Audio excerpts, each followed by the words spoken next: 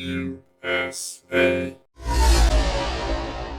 What's going on, guys? This is Tim from United Spacers Alliance, aka Darth Pyrus, your friendly neighborhood Sith Lord. I'm here to talk about the 10-year anniversary of Disney Lucasfilm's discarding of the expanded universe, not the decanonization of the expanded universe, because they cannot decanonize it. They do not have that power. But they did more than that. They did more than discard the expanded universe. They also discarded G-level canon, the radio dramas, the movie novelizations that were considered canon, that are canon to us, to real Star Wars fans. Mara Jade was G-level canon, is G-level canon because she appeared in the Return of the Jedi radio drama. That's the way it goes, guys. Now, to go back to my point about not being able to decanonize the expanded universe. As I stated in my documentary 3 years ago at this point, when something is canon, it remains canon forever. Just because George Lucas sold Star Wars to Disney does not mean that they can control what is canon. Everything they have produced, while licensed, while official, is not canon. It is fan fiction. To this date, 10 years later, 12 years later after the actual sale, real Star Wars is pre-2014. Say what you want, but it is real Star Wars.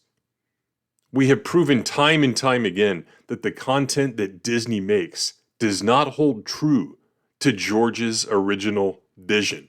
It is nothing more than a cost center for Disney Lucasfilm in 2024 and since 2014.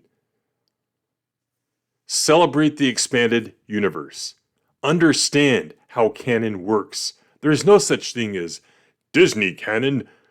That is not how canon works. Canon is one thing. There aren't multiple canons. There could be multiple continuities. And what Disney Lucasfilm has created is Disney continuity in Star Wars.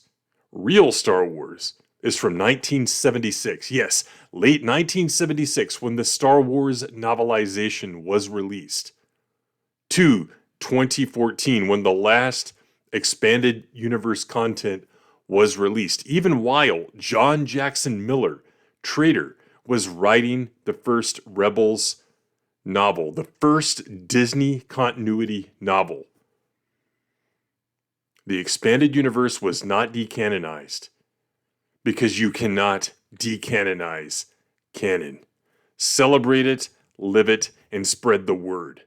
An example of this is from Star Wars Insider number 23. Around this time, in the early 90s, Lucasfilm, real Lucasfilm, started managing the continuity. You have timelines like this. This is one of the earliest iterations of an all-inclusive timeline. In the late 90s, others were released. I have put them out there on social media. I need to frame them and put them on the walls here in the studio. The all-inclusive timeline, showing all the content, albeit at different canon levels with overriding contradictions from the early Star Wars material, until later on when they tighten stuff up.